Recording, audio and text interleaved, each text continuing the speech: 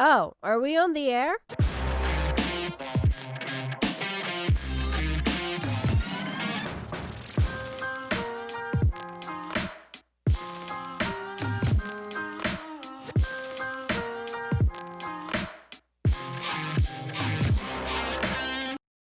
Hey gang, it's Bryan from FXBilliards. Today we're going to do something new. We are going to have episode 1 of something that I'm going to post for you guys probably about every 2 weeks or so. And it's going to be a challenge shot video. So what will happen is each week I'm going to show you a shot. The shot might be a trick shot, it might be a shot for position, it might be a shot that you would use in a game on a regular basis. But I'm going to show you a shot, and then it is your job to attempt this shot, whether it's on your own table or a pool hall or at a bar. I understand some people don't have access to a table, but I think you'll still appreciate these shots and learn them and be able to put them in your memory bank for use later. The reason it's a challenge shot is because I want you guys to give it a try.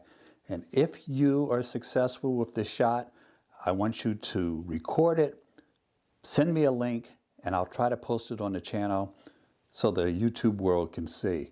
So our first shot is going to be a trick shot. Some of you are going to be thinking, what purpose am I going to have for this shot in the real world? Well, the truth is you will find uses for this shot, even though I'm going to shoot it with the ball moving. When you shoot this shot with the ball moving, it does a couple things for your game. One, it teaches you to instinctively find your way around the table without using any type of diamond system. If you can make the ball go from one pocket to the other while it's moving towards you, and as you'll see at the end of the video when I explain how to make the shot with English, then you will be able to make it when the ball is sitting still. So let's have fun with this one. If you make the shot, record it, and send me a link to the video, I will post it on the channel. So let's take a look. Okay gang, here's our challenge shot. The 9 ball is sitting in the pocket. You roll the cue ball around off of 3 rails. It comes off actually a 4th rail and falls into the corner pocket.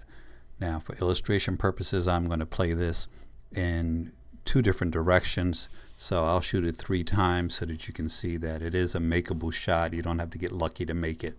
You just need to possess the skills to make it. So let's go step by step into how you can go about making this shot. Telekinesis, by the way, is not necessary. The first step in learning this shot is to learn this shot without the ball moving. So what you're going to do is you're going to put your cue ball in front of one pocket, put your object ball sitting in the other pocket just like you see in the video. But before you start rolling the ball around the table, learn to shoot this 3-rail shot. On most tables, you're going to be shooting through diamond number 2. Now if you watch this shot, you will see that I'm coming off of the first diamond after the side pocket. Let's call it diamond 3. But that's where the difficulty comes in. Each time you shoot this, you'll actually be going off of a different spot to get around the table based on the trajectory of the cue ball as it comes around at you. When the ball is sitting still, you're going to be aiming for the second diamond. But when the ball is moving, it will depend on the trajectory of that ball. So first thing you want to do is learn the 3-rail shot. Once again, cue ball in one corner, object ball in the other corner, and then shoot the ball off that second diamond to get around the table. When you have that shot down, it'll be your first step to making the moving shot. By the way, you are going to put running English on each one of these shots to get around the table. If you're not familiar with what running English is, when the ball is going around the table clockwise, you're going to put counterclockwise spin on it, and when it is going counterclockwise, you're going to put clockwise spin on it. The next important element of the shot is the toss. The toss is what's happening when you throw the cue ball around the table. Now, you have to make this toss with a lot of precision.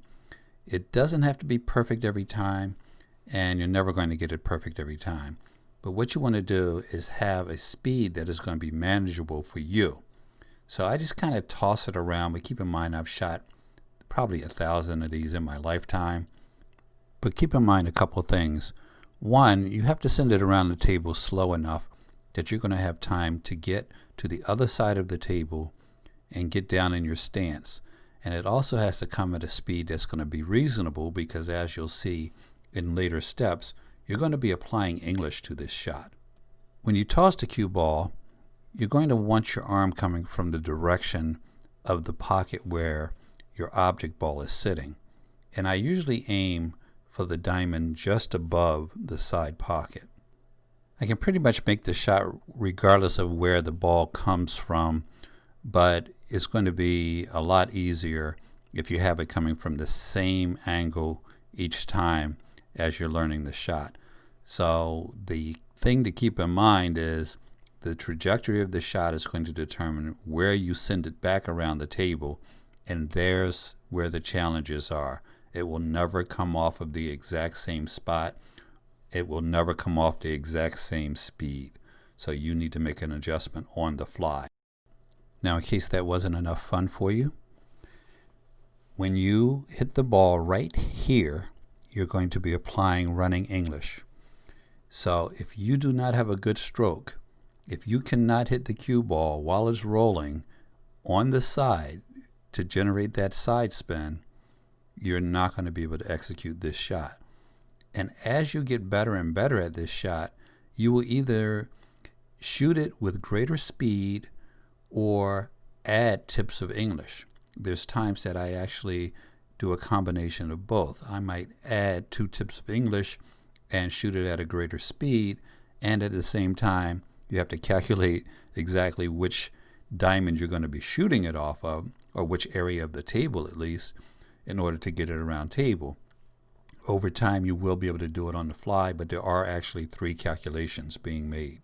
So gang, give this shot a try. Let me know in the comments how you make out, and if you would like to have your video posted on FXBilliards, send me a link to your posting at fxbshot@gmail.com.